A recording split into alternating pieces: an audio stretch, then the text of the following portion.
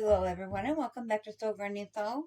So we are going to go ahead and get started on our table runner. The colors in the table runner are absolutely gorgeous. It does have a middle plain section, which is great for setting dishes on your table if you use that for that. But then we have this end piece, and then we have a little bit of applique pieces on there, and then I also did some embroidery in those. So it's a combination. Um, I don't know if you've ever heard of a casket quilt. Some people don't like the flowers on their casket. My mom was one of those people. Uh, so instead of a casket quilt, we did casket runners, so each of the children could have one afterwards. And then she wrote a little message on them for us and stuff when she was ill before she passed. So it's a good memory. And I come up with this pattern, and she chose the colors. She was very creative and into her creative quilting and sewing and crocheting and all that good stuff as well. Uh, so we've held on to these. Well, my sister actually had help when she moved, and hers got misplaced. We'll say it that way. So she asked me if I could make her another one, and I did have some more fabrics of some of these, and then I had to substitute a few. So I thought, well, this is a perfect chance to show you how to make a very gorgeous runner. The colors that we're constantly getting compliments on this because of the colors chosen. And like I said, I wish I could claim that, but my mother chose the colors. Uh, um, so I'm going to start you off with telling you the sizes of these. There's actually one, two, three, four sections to it. Well, if you count the other side, then there's seven sections to it. So I'm going to start you off with section one, which is this bottom area right here. I want to make sure that's showing up in the camera. Okay. So that's the bottom section right here. So those pieces are, well, and I have mine pre-cut already for both ends. So those pieces there is uh, 9 strips, and they're 1 3/4 by 5 3/4 inch. You can vary yours depending on how big you want your runner. This particular runner is 63 inches by 11 inches. I generally make it 12, but 11 just it was easier number to work with when I was doing these years ago. Um, so I just took 9 different ones in purples and teals and cut them down to size. So I got it for both sides here in this bundle. So once again, the size on that was 1 3/4 by 5 3/4, and you're going to need a total of 18 strips of that. You can, if you'd like, I'm not trying to confuse you, but you can, if you'd like, just do 9 strips of 1 3/4 by 11 1/2, and then cut that in half, and you'll have a piece for each end. That way you can sew it together all at once. Mine were pre-cut already, so I didn't have that option this time. For this next section here is these lines. Whoops, starting with that one there. Um, so you need eight strips for that section, and once again, it's 1 3/4, but it's by 11 1/2. So I have the majority of mine cut out yet. The one I'm missing is this tan. I did not have that fabric, and I did not have this fabric to duplicate. So I am going with that for my tan and that for my uh, purple blender. I'm just going to use that purple. It looks batik, but I don't think it's an actual batik. So I do need to cut out a tan one yet. Other than that, or two of them. Other than that, we do have those strips ready. Now on this, yep, on this section here, we will need, and it's like a flying geese. So what we're going to need on this one is a tan piece that is 6 inches wide by 11 1/2 inches long, and we're going to need two of those, one for each end. And then we're going to need these purple pieces, which will now be the batik looking fabric. You're just going to need 2 squares for each side, so a total of 4 of 6 by 6 squares. And we'll assemble those like a flying geese. So when I go to show you tomorrow when we sew it, you will see how to piece those together. We will also need appliques of your choice or however you want to decorate it. I had ordered these in, so I still have plenty of this left. So a butterfly for each side. They are white, just plain white butterflies. Um, so one for each side, and then purple flowers, and you can get, multiple different ones that come on strands like that, and I just cut them apart. So when I went to put them on, of course they're gonna move when you go to sew them on. So I just used some of the, I think it's called like Stitch Wizard or something like that. But I had rolls and rolls and rolls of this stuff. Um, so I just cut little pieces off that and put it at the back of there and ironed it on. It takes like 2 seconds of the heat on there for it to start sticking, and it made it so much easier to do the embroidery on it. And then of course you'll need embroidery floss. Now I am going to switch this embroidery floss out. It doesn't match these strips that I've chosen as well as it match these ones. So I am going to change the purple out to a different purple, but I am going to keep the same teal blue. It's like a light aqua teal. So I am going to continue to use that one on it because that one still does match.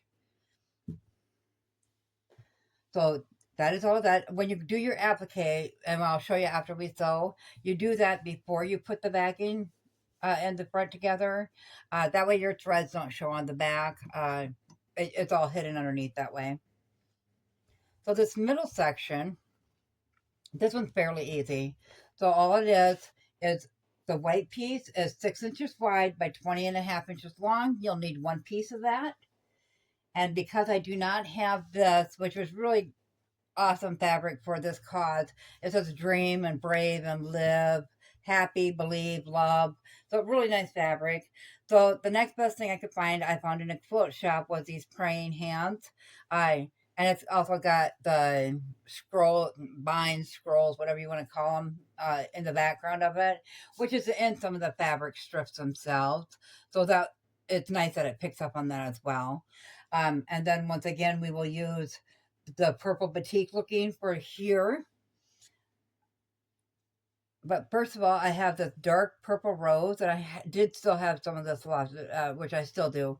That goes on the ends of each piece, or each end of the white. And these pieces are 2.5 by 6 inches. So 2.5 wide by 6 inches long. And you will need two of those.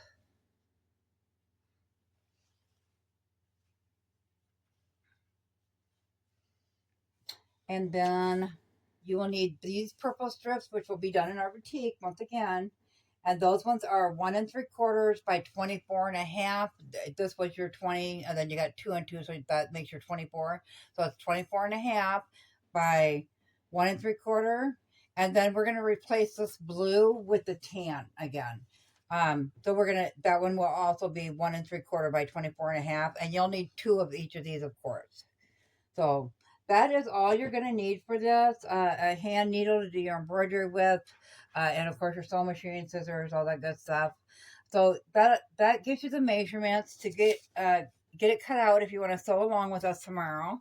Once again, I'll show you that so you can kind of get a better idea. Make sure that's all in the camera there.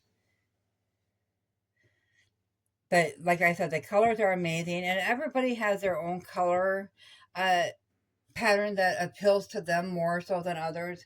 This, to me, the purple and the teals and stuff, gives such a calming effect. So I think it's really, really pretty. The other colors that I like are fall colors, when you mix in like the yellows and the orange and the browns and the rusts. That's another good combination. If you take opposite on the color wheels, it always makes a really nice combination. So if you're ever in doubt, go to paint department at any home store. Even Walmart has a paint department, and check out their color things, and you'll find the color wheel there.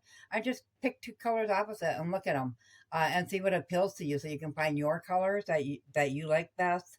And that's where I started, was getting my fabric, was just picking the colors that appealed to me, going to the fabric section and picking out a few back quarters to try with that first.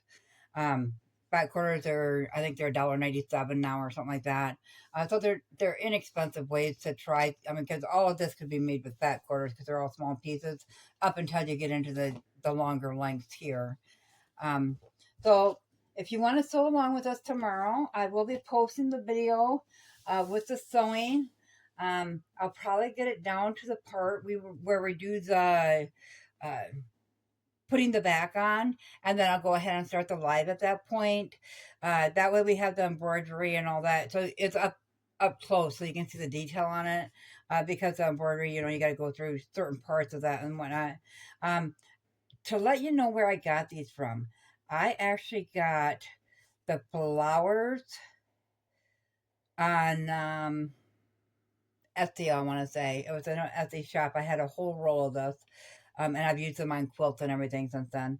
Um, but the butterflies, I believe I got those on eBay years ago, but I have seen these everywhere. So just look around and you can find, whatever you're looking for. I'm sure you're going to find it, and they're called appliques. So you'll find, and I believe they even iron on. Yeah, I think they do have the backing to iron them on. Nope, these ones don't. These are totally sew on. The little purple flowers do not either. I do have some that are iron on, so that's up to you. If they iron on, that's even better because you wouldn't need the Stitch Wizard. You could just iron them right to your fabric where you want it at. So that's another thing you can think about too. I did put a batting in here.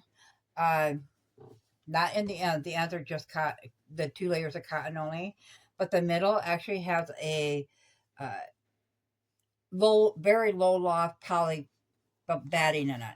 So if you got just a small piece of batting extra from something else, that's a good time to use it up because it doesn't require a whole bunch of it. I think that whole piece was, let's see, it'd be 11 and a half by 24 and a half. So that's all the bigger your batting needs to be. So it's not a real big piece. So if you got another, extra piece off of a blanket or something you made, that's a perfect time to use some of that up. Okay, guys, we will see you tomorrow. If you have any questions in the meantime, go ahead and drop them in the comments below. Otherwise, we will meet you all back here tomorrow, and we'll go ahead and get started on sewing this together. I'm doing the applique and stuff like that. And then, like I said, once we get to the point that we're going to attach the backing and stuff. Oh, by the way, you will need a backing on here, and I did not write that down. You will need a backing. I didn't take the measurement of that because none of mine, I made 6 of these, none of them actually turned out exactly the same size. As far as length, it all depends. And maybe my seam allowance was off on that one, or maybe 2 of them. So they all varied. So I didn't write down the seam allowance, or I didn't write down the backing amount. Your backing width is going to be, if you cut the front 11 and a half, of course your backing is going to be 11 and a half. But as far as the rest of it, you're just going to have to wait until you get the front done and lay it out on your backing fabric. And then you can mark it out and then just cut it around that. That way it'll be the exact size you need it. Okay, guys, we will see you back here tomorrow then. Thanks all. Hope you have a good night. Bye.